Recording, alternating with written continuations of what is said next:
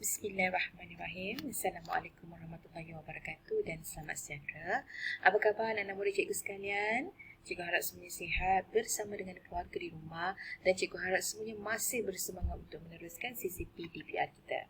Baiklah, untuk hari ini kita akan masuk bab yang seterusnya, RBT tingkatan 1, bab 5.1 iaitu reka bentuk sistem vertikasi, di mana hari ini kita akan masuk subchapter 5.1.2 iaitu komponen utama sistem vertikasi. Jom. Baiklah, sebelum kita mulakan tajuk yang baru, kita buat sedikit ulang kaji apa yang kita dah belajar dalam video yang sebelum ini. Mula-mula sekali hari itu kita dah belajar tentang sistem hidroponik. Kan cikgu dah cakap dengan awak kan, hidroponik ini datang daripada perkataan hydro iaitu air, ponik itu tanaman. So, sistem hidroponik ini adalah sistem pengeluaran tanaman yang berjadual, yang lebih baik tanpa menggunakan tanah. Okey, yang kedua, dalam sistem hidroponik ni kita ada 6, ada 6 kaedah ataupun teknik hidroponik. Kita ada aliran dalam, aliran cetek, takung, pasang surut, aeroponik, pengairan titis, agregat. Tapi daripada 6 tu yang kita nak buat adalah sistem yang terakhir iaitu sistem vertikasi ataupun pengairan titis. So, yang kedua hari tu kita dah tengok apa maksud sistem vertikasi. Maksud sistem vertikasi adalah sistem pengeluaran tanaman yang menggunakan sistem pengairan pembajaan yang rapi dan dia tidak menggunakan tanah. Kemudian yang ketiga, kita dah tengok apa tujuan kita menanam secara vertikasi. Ada 3 tujuan, ingat balik mengelakkan ulat daripada tanah, memudahkan kawalan serangga, pemberian baja berkesan. Kemudian kita tengok kelebihan sistem vertikasi. Ada 8 kelebihan sistem vertikasi. Kemudian nombor 5, kita tengok ada 2 kaedah penanaman vertikasi di Malaysia. Satu yang pakai bumbung, ada SPH, sistem perlindungan hujan. Satu lagi tiada SPH, maksudnya dia tak ada bumbung. Kenapa ada bumbung? Kenapa tak ada bumbung? Cuba ingat balik dia punya kebaikan dan juga kelemahan dia. Dan akhir sekali yang keenam, kita dah lihat perbandingan sistem vertikasi dengan konvensional. Vertikasi ni sistem moden, konvensional tu lebih sistem lama. Jadi kita dah tengok beberapa antaranya, ada jenis tanaman, ada modal, air dan sebagainya. So ini adalah benda yang kita dah sentuh pada video yang sebelum ini. Baiklah, untuk hari ini, standard pembelajaran kita pada hari ini, di akhir pembelajaran, murid akan dapat 5.1.2, anda akan dapat mengetahui komponen utama sistem vertikasi. Jadi isi kandungan dia ada A sehingga H. Mula-mula sekali kita nak tengok apa komponen utama sistem vertikasi. Kemudian kita akan lihat ini komponen utama. Jadi kita nak tengok dalam komponen utama tu ada sistem-sistem lain. Kita nak tengok apa sistem lain yang ada dalam vertikasi. Kemudian yang ketiga, C, kita akan lihat keperluan asas. D, kita akan lihat contoh penyediaan larutan stok baja. E, pemilihan jenis dan variati tanaman. F, pengurusan tapak dan alatan. G, pengurusan sistem pengairan. Dan akhir sekali H, langkah-langkah pemasangan sistem vertikasi. Kita tengok satu-satu. So, A, anda boleh lihat di buku teks anda, muka surat 108. Apa komponen utama yang perlu ada dalam sistem vertikasi ni? Komponen tu ada 3. S, M, A. S ialah sumber. Apa maksud sumber? Sumber tu adalah di mana tempat nutrien tu disimpan. Kat mana kita katakan hari tu kan kita nak kata sistem vertikasi ni bagus. Sebab apa? Kalau dulu kita kena mula-mula letak air. Lepas tu kita kena letak baja. Kadang-kadang kita terlupa. Air terlebih lah, baja terkurang lah, macam-macam masalah. So, bila kita guna sistem vertikasi, air dan baja tu kita dah campurkan sekali. Kita campur dia dekat mana? Kita letak dia dekat dalam tangki nutrien. Contohnya macam dalam gambar ni, tengok yang tepi ni, air dengan baja ni dia dah campurkan sekali. So, itu adalah sumber. Bersama-sama dengan sumber ni nanti ada pump. Sebab apa kita kena guna pump untuk pump daripada tangki ni, nak pump ke dalam saluran ni, kita kena guna pump. Medium pula laluan ataupun jalan larutan ataupun baja ataupun air untuk ke tanaman. So, daripada tangki ni, dekat mana dia keluar ni, ni sepanjang jalan ni, ada polypipe, ada pen penitis yang warna hitam-hitam ni, ini semua adalah dia punya medium. Jalan dia nak. jalan dia nak lalu daripada tangki nak pergi ke tanaman. Alur keluar pula adalah tempat nutrien dikeluarkan. Ingat tak dekat dalam benda hitam ni, ini beg politena kita kan. So kita punya air tu dia akan masuk terus ke dalam kita punya beg politena ni. So yang kat dalam ni kita akan tengok nanti pen penitis tu adalah dia punya alur keluar. So kita ada sumber dekat mana nutrien disimpan, medium macam mana nutrien tu jalan daripada tangki pergi ke tempat tanaman, manakala alur keluar daripada air tu nak masuk ke dalam kita punya medium penanaman. Okay, so ada 3 ya, sumber, medium dan alur keluar. Antara soalan yang popular kat sini, dia suruh awak isi tempat kosong. Dia bagi anak panah macam ni, dia suruh isi sumber tu kat mana, medium tu kat mana, alur keluar tu dekat mana. So kena ingat ya. Okey. Next kita pergi kepada P, komponen sistem fertigasi komersial. Ada dalam buku teks awak bermula daripada muka surat 108-109. Cikgu terangkan ringkas saja dulu sebab lepas ni kita akan explain lebih ya. So kita ada tangki nutrien yang warna hitam ni. Kita ada pam air, ni gambar pam air. Pam air ni ada banyak jenis ya, bergantung kepada bekas kita, keluasan tanaman. Kemudian kita ada set penitis. Kita ada penapis ataupun filter, kita ada alat pengatur masa ataupun timer dan kita ada pipe ladang.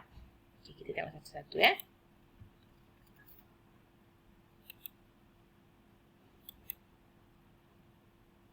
Okay. So awak tengok dekat dalam tepi-tepi ni cikgu dah letak S, M atau K. S adalah sumber dekat mana dia disimpan. Okay, ini S, ini pun S. Medium dekat mana dia jalan, ini M. Okay. Kemudian kita ada alur keluar. So kena ingat balik dekat siapa jadi medium, siapa jadi alur keluar, siapa jadi sumber. Okey, kita tengok satu-satu yang tadi tu ya, yang kita dah tengok berapa tadi? 6. Kita tengok satu-satu dia punya explanation. So yang pertama adalah tangki nutrien. Ada banyak warna, ada warna hitam, ada warna biru, tak kisah ya, tapi biasanya tangki tu kita tak nampak dekat dalam dia. Okey, kita tak nak sebab dalam tu kita dah letak campuran baja dengan air kan. So kita tak nak cahaya matahari tu boleh nampak lut sinar memanaskan kita punya baja, takut larutan baja kita jadi rosak. So kita kena ada bekas yang cahaya tak boleh memasuki dia. So biasanya kita guna warna-warna macam ni ya. Okay, so kegunaan dia adalah untuk menakung larutan baja. Dalam ni kita ada campuran baja dan juga air. Kan kita dah campurkan baja dengan air, jadi kita dah save 2 kerja dalam satu masa. Menyiram dengan membaja dah jadi satu je. Semua dah campurkan dalam ni. Dibantu pam sebab apa? Dia tak boleh keluar sendiri. Dia mesti dibantu dengan pam untuk keluarkan dia daripada tangki nak pergi ke laluan medium dia. Okey, yang kedua kita ada pam air. Ni 2 contoh pam air.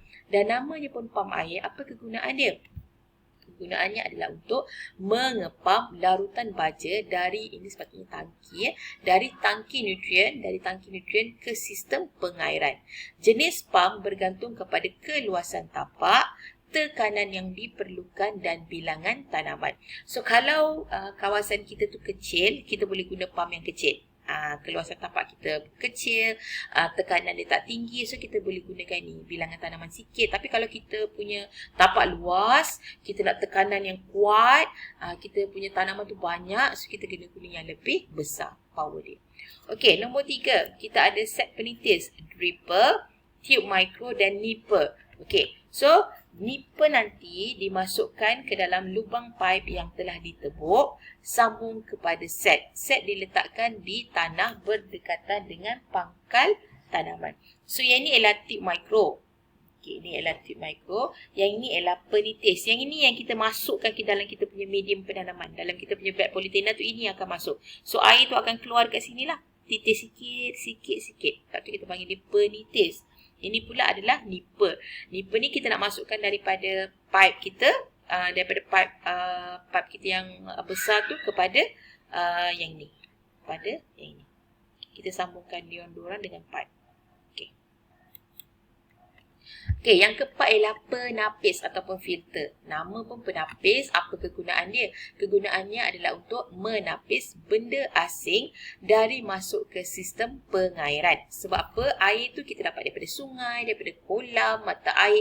Kadang-kadang ada batu lah, ada sampah lah. So kalau benda-benda batu dengan sampah tu masuk ke dalam kita punya, cuba awak bayangkan batu dengan sampah tu masuk dekat dalam set penitis yang kecil ni. Apa jadi? Nanti dia akan tersumbat. Masuk dalam ni pun dia akan jadi tersumbat. Jadi air tak boleh keluar. So, sebelum kita nak masuk daripada tangki tu, nak masuk ke dalam pipe tu, kita letak dulu penapis. Okay, untuk menapis benda asing dari masuk ke sistem pengairan supaya tak tersumbat. Okay, dia dipasang selepas pam air. Lepas tu dia kena selalu dibersihkan. Sebab apa? Lama-lama dia akan ada kotoran dalam ni. So, kita kena selalu bersihkan. Yang kelima, kita ada alat pengatur masa. Atas hari tu cikgu cakap kita balik kampung, pokok kita tak disiram. So, bila kita ada timer ni, kita boleh set timer. Contohnya, kita nak pukul 8 pagi dengan 8 malam. So, bila kita dah set di 8 pagi, 8 malam, pukul 8 pagi, timer ni akan on. Jadi, air masuk pukul 8 pagi. Kemudian, dia akan stop. Selepas beberapa minit, dia akan stop. Kita buat semua, kita boleh set up kat sini. Kemudian, katakan 8 malam pula. So, bila dah pukul 8 malam, dia akan on lagi sekali. Air akan masuk dekat dalam kita punya tanaman. Lepas kita dah program 5 minit, dia akan berhenti 5 minit. So, itu adalah kegunaan timer kita. Okey, memastikan penyaluran larutan baja dilakukan pada masa, kekerapan dan kuantiti yang ditetapkan. Masa ni tadi pukul 8 pagi dengan 8 malam contoh. Kekerapan ni berapa kali tadi? 2 kali kan? 8 pagi dengan 8 malam. Kuantiti ni dia pula juga boleh kawal berapa banyak kita nak bagi air pada kita punya tanaman tersebut. Tak boleh bagi terlalu banyak. Okey. Dan akhir sekali nombor 6 adalah pipe ladang. Yang ni awak boleh tengok dekat muka surat 109. Okey, ada banyak jenis ya. Kalau tengok muka 109 tu ada soket sama, siku 90, T sama, injak penahan. Muka surat 109. So kita ada 3 pipe utama, pipe sekunder dengan tertier. Ini pertama ni pipe yang paling besar lah. Okey, tertier ni paling kecil, sekunder ni tengah-tengah. Okey, biasanya pipe utama ni diperbuat daripada PVC, dia punya lebar dia ataupun diameternya adalah 32 hingga 40 mm. Manakala untuk tertier dia lebih kecil. Tertier tu dekat sini lah. Yang ni, ini jadi tertier. Okay, ini jadi tertier. Pipe poli tu dia lebih besar lah. Pipe poli dengan pipe PVC tu lebih besar. Okey, jadi daripada besar pergi ke kecil. Daripada besar pergi ke pipe yang kecil. Okay, kemudian kita juga perlukan 2 benda ni. Kita perlukan bekalan elektrik. Kenapa kita kena bekalan elektrik? Kita nak guna dekat pump, kita nak guna dekat timer. So, membekalkan kuasa elektrik ke pump air dan juga timer. Okay. Kemudian sumber air, mestilah guna air, betul tak? Kita perlukan air bersih yang banyak.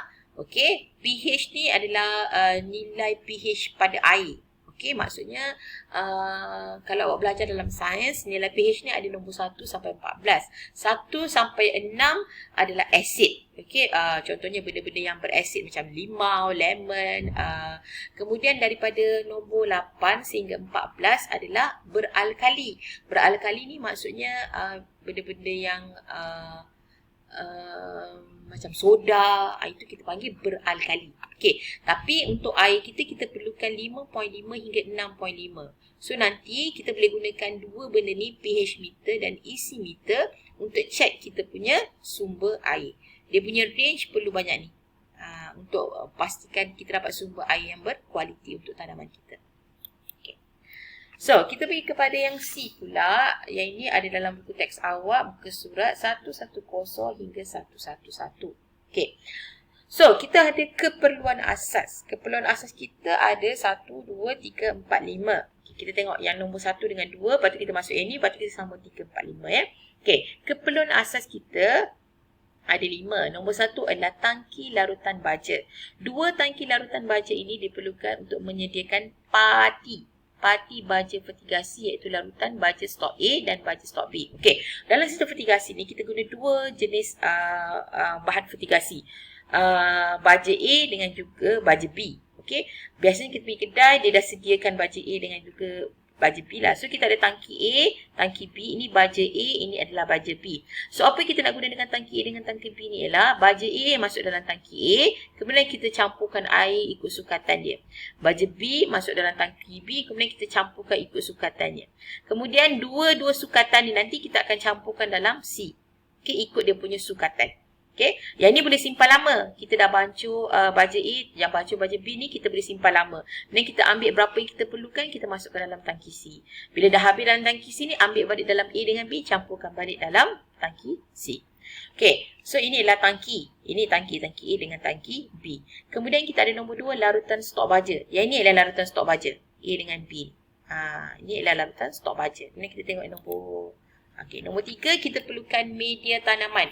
Tadi kan kita dah cerita kita tak gunakan tanah sebab apa? Ada banyak problem dengan tanah. So kita gantikan dengan media penanaman. Media penanaman apa yang kita guna? Kita boleh gunakan sekam padi, kokopit dan juga peat moss. Ini contoh ada 3 ya. Sekam padi ni daripada mana datang sekam padi? Sekam padi datang daripada biji padi yang telah dikisar. Yang beras kita tu sebelum jadi beras dia adalah padi. So kita gunakan sekam padi. Ada 2 jenis sekam padi iaitu sekam padi bakar dan sekam padi mentah. Sekam padi bakar ni maksudnya padi ni telah dibakar. Mentah pula dia raw lah, dia tidak dibakar. Kemudian kita ada peat moss. Ini dia macam lumut dia basah-basah, dia macam lembab-lembab, itu kita panggil peat moss. Kita ada juga kokopit. Kokopit ni Kokopit ni yang paling banyak dan selalu digunakan. Kokopit ni dibuat daripada bahan semula jadi dari sabut kelapa, mengekalkan kelembapan dengan baik untuk pengudaraan. Okey. So daripada kita punya kelapa tu kita keringkan, kemudian kita proses dia supaya dia jadi kokopit. Kemudian kita mampatkan dia. Kokopit Kemudian yang keempat, kita mestilah ada biji benih. Macam mana kita nak tanam kalau tak ada biji benih? Biji benih tu kita boleh guna yang siap paket, ataupun ada orang dekat rumah, kadang-kadang ibu awak cili yang kat rumah tu disimpan biji-biji cili tu, ditanam guna biji cili yang daripada sayur yang sebenar. Itu pun bagus juga ya. So kita kena pilih yang berkualiti dan baik, bebas penyakit. Kemudian tadi kan cikgu dah cakap tadi tentang pH. Tadi kita akan sebut pasal pH meter dan EC meter. So inilah alat pengukur. Alat pengukur ni ada 2. Satu pH meter yang ini. Satu lagi kita ada EC meter. Okey, tadi kan cikgu dah cakap pH awak belajar dalam sains ada pH ni kita ada nilai 0 hingga 14. 7 ni adalah yang tengah-tengah, yang neutral. Yang bawah ni semuanya asid. Yang atas ni semuanya alkali. Ini contoh-contoh asid ya. Urin ni black coffee, tomato juice, benda yang masing-masing, benda yang masam-masam duduk dekat sini. Yang ni pula benda yang bersoda dekat atas ni. Okay. So kita punya berapa kita punya nilai yang kita nak guna tadi? Berapa nilai pH yang kita nak guna supaya tanaman kita bagus tadi? Ingat tak? Berapa? Okay. Kena ingat balik berapa ya? 5.5 sehingga 6.5. So area tu dekat sini. Okey. Kemudian pH meter untuk ukur keasidan dan kealkalian air dekat sini. pH meter. EC meter ni pula untuk mengukur kepekatan larutan baja. Tadi kan kita dah campurkan baja A dengan air, baja B dengan air, kemudian kita campur A dengan B tu dalam tangki C, betul tak? So macam mana kita nak tahu kepekatan dia? Kita boleh gunakan yang ini. Dia punya EC meter. Kita tak payah masukkan semua. Kita masukkan hujung ni je. Dan dia akan bagi kita bacaan. Supaya kita tahu yang terbaik untuk bacaan meter kita berapa. So tadi kita dah selesai keperluan asas. 1, 2, 3, 4, 5. Okay, kita balik kepada D. Contoh penyediaan larutan stok baja. Tadi kan kita ada tangki A dengan tangki B. Kita ada larutan baja A. Kita ada baja A, baja B. Masukkan baja A dalam tangki A, baja B dalam tangki B. 1 liter stok baja A dilarutkan dengan 100 liter air dalam tangki A. 1 liter stok baja B dilarutkan dengan 100 liter air dalam tangki B. So kita masukkan ni, masukkan 100 liter air. Masukkan yang ni, masukkan 100 liter air. Kemudian penyediaan larutan baja vertikasi, campurkan parti baja A dan parti baja B ke dalam tangki C yang berisi air mengikut sukatan yang betul. Kacau dengan sebatang kayu. So, berapa yang kita nak guna, kita masuk ke dalam tangki C, kemudian kita kacaukan dan juga campurkan dengan air. Okey. So, kita pergi kepada E. Ini ada dalam buku teks awak, muka surat 112. Okey. E ialah pemilihan jenis dan variati tanaman. Okey, jenis ni maksudnya kita nak tanam apa? Nak tanam limau ke? Nak tanam tomato ke? Nak tanam cili ke? Variati ni pula dalam tanaman tu dia ada banyak jenis. Contohnya jenis cili. Cili variati ni maksudnya ada banyak jenis cili kan? Ada cili besar, ada cili hijau, cili benggala, itu variati dia. Kemudian contohnya jenis dia adalah melon. Melon, dekat dalam sini kita ada banyak jenis melon. Rock melon, Temica susu, itu adalah variati. Okay, jenis ni apa kita nak tanam. Variety ni adalah dia punya kepelbagaian jenis dekat dalam tu. Okay, so macam mana kita nak pilih jenis dan varietas tanaman? Faktor persekitaran yang mempengaruhi jenis tanaman adalah suhu, kelembapan udara dan tahap pengurusan. Suhu ni tengok, ada yang sesuai untuk, contohnya macam strawberry, tomato, dia sesuai tempat yang sejuk. Tapi kalau macam setakat timun, itu kita boleh tempat yang biasa. Okay, kelembapan udara dengan suhu lebih kurang samalah. Tahap pengurusan ni macam mana cara kita nak uruskan tanaman kita. So, dia ada 3 peringkat. Okey, yang pertama mula-mula sekali biji benih disemai dalam dulang semaian. Ni yang warna hitam ni kita panggil dulang semaian. So biji benih kita tanam dulu dalam dulang semaian. Kalau macam ini cikgu rasa diguna kokopit. Medium tanaman ni diguna kokopit. So kita masukkan biji benih dalam tu, kemudian kita letak kita punya medium penanaman dekat dalam ni. Kemudian kita boleh terus tanam ke tak? Kita biasanya letak ni dekat tempat yang redup. Kita tunggu sampai dia bercambah. Biasanya dia bercambah ni selepas 2 minggu. Lepas dia dah bercambah macam ni, barulah kita pindahkan dia ke beg polythena. Ini beg polythena.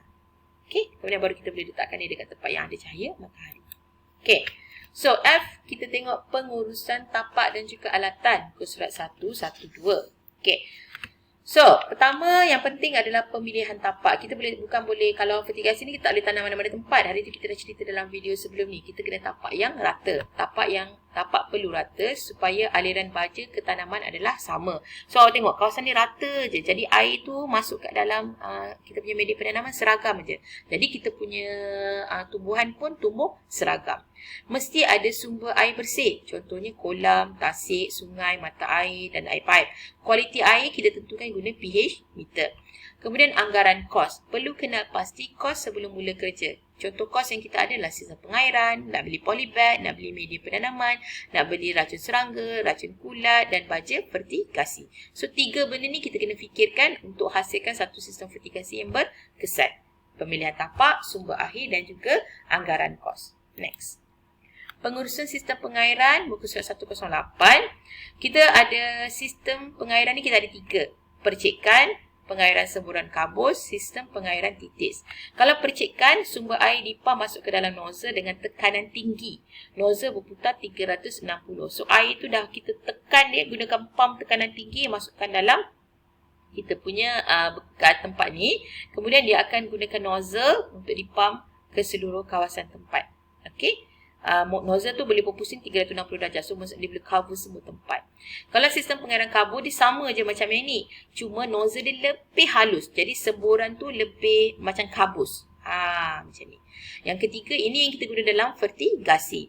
Paling berkesan, air dan baja dibekalkan terus ke akar ikut masa ditetapkan. Ini yang kita buat fertigasi tu, sistem titis tu yang ni. Kan? Yang kita buat sekarang ni yang ni. Bukan yang nombor 1, bukan yang nombor 2. Yang ni. Okay, last sekali kita pergi kepada H, langkah-langkah pemasangan sistem fertigasi. Dia ada 12. Antara contoh soalan yang popular ialah dia akan suruh awak susun balik langkah-langkah pemasangan sistem fertigasi. So, langkah yang pertama, 1, 2, 3, 4. Pertama, menyediakan lakaran reka bentuk sistem fertigasi. Yang kedua adalah pemotongan pipe poli. Pipe tu panjang, so kita nak potong ikut ukuran yang kita mahukan. Okay. Yang ketiga, membuat lubang untuk nipper pipe tertier. Tadi kan kita dah tengok ini kan.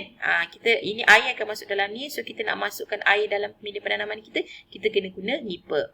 Yang keempat adalah penyediaan pen penitis. Yang ini yang kita nak masukkan dalam kita punya medium tanaman ataupun polybag kita. Okey.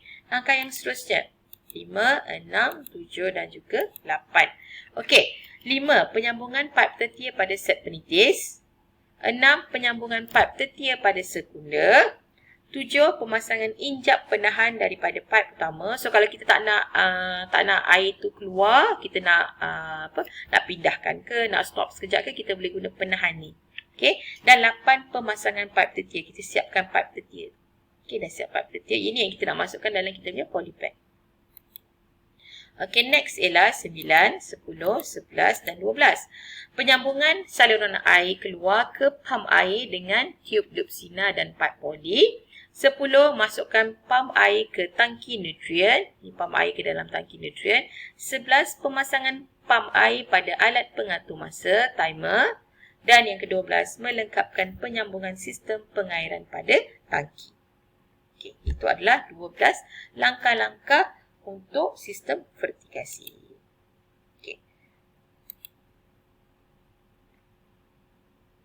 Ini adalah teknologi vertikasi. So, ini adalah tangki nutrien di mana air dan baja dicampurkan sekali. Tengah-tengah ni adalah kita punya medium. Medium kita kan, sistem pengairan kita. Kita ada pump kat sini. Ini adalah pipe tertia. Kat dalam ni adalah pen penitis.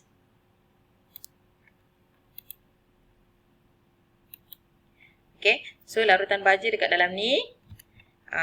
Ini adalah pipe utama, pipe sekunder, pipe tertia. Dekat dalam pipe tertia ni ada pen penitis. Ini adalah polybag. Dalam polybag ada medium perdanaman yang kita gunakan iaitu coco pit. Kita ada pump, jangan lupa kita ada timer. Jadi larutan ni akan keluar daripada sini, terus ke pipe yang sekunder, pipe yang ketiga, terus masuk ke kita punya sistem. So, rumusan kita A sampai H tadi, kita dah habiskan komponen utama, komponen sistem vertikasi, komponen asas, contoh penyediaan larutan stok baja, pemilihan jenis dan varieti tanaman, pengurusan tapak dan alatan. Kemudian kita dah belajar tentang pengurusan sistem pengairan dan akhir sekali langkah-langkah pemasangan sistem vertikasi.